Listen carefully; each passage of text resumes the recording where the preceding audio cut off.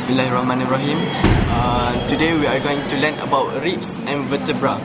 First of all, about ribs, we have to identify into typical and non-atypical ribs. A typical ribs, we have 1, 2, 10, 11 and 12.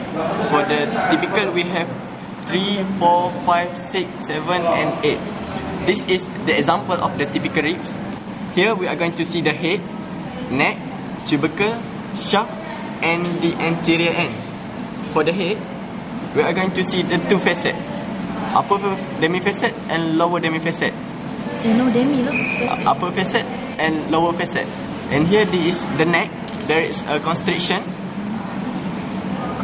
here, and this is the tubercle.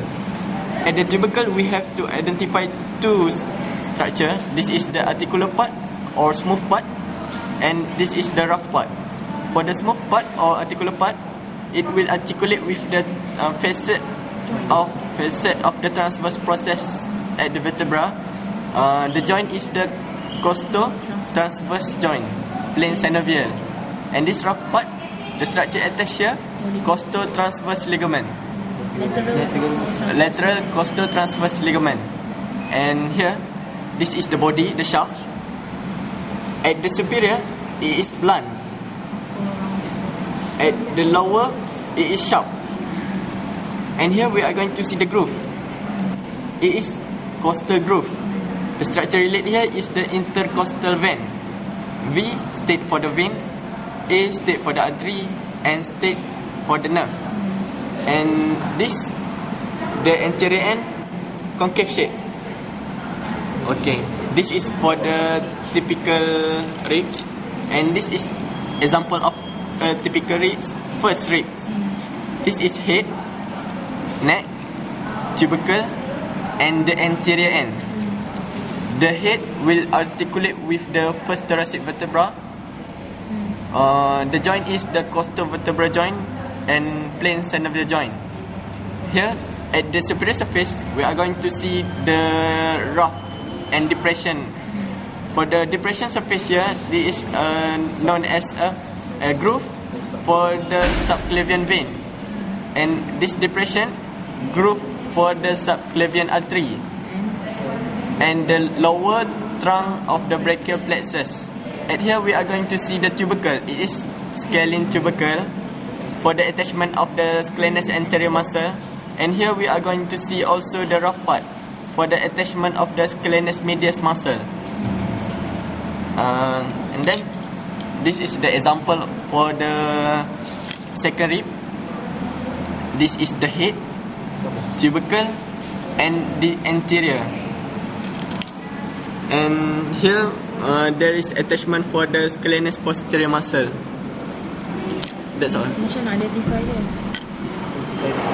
How we are going to identify the second rib?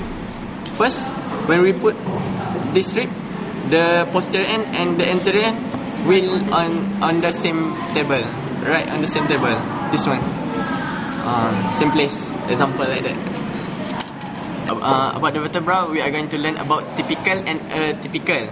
For typical, we have 2, 3, 4, 5, 6 and 8. For atypical, we have 1, 9, 10, 11 and 12. This is example of typical. How we are going to identify? First, look at its body. It is has a heart shape, the love shape, and this is the superior articular facet, and this superior articular facet will face backward, and this is the spine, and this is the lamina, and this is the pedicle, and this is the transverse process, and we have the facet on the transverse process. And not to be forgot, this is the inferior articular process, facet. Inferior articular facet will face forward. Okay, here what the structure related here is the intervertebral disc, which is formed of the annulus fibrosus and nucleus pulposus, and this the structure related here, interspinous ligament, and the structure related here, supraspinous ligament, and the structure relate here, this anterior longitudinal ligament, and the structure relate here, the posterior longitudinal ligament inside the vertebral canal. This is for the typical, and this is example of the atypical. This is first thoracic vertebra. Why? Because the spine is horizontal.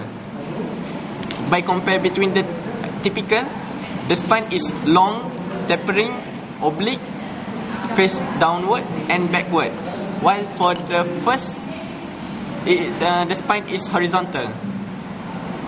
And then for what is the 11? For the 11 thoracic vertebra, we have at the body, we have one complete circular facet.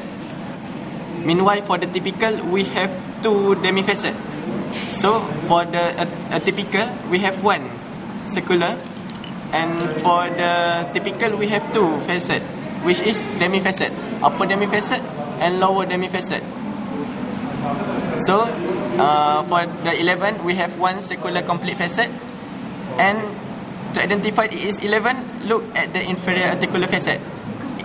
Inferior articular facet, it will face forward. And also here we are going to see the facet for the transverse process.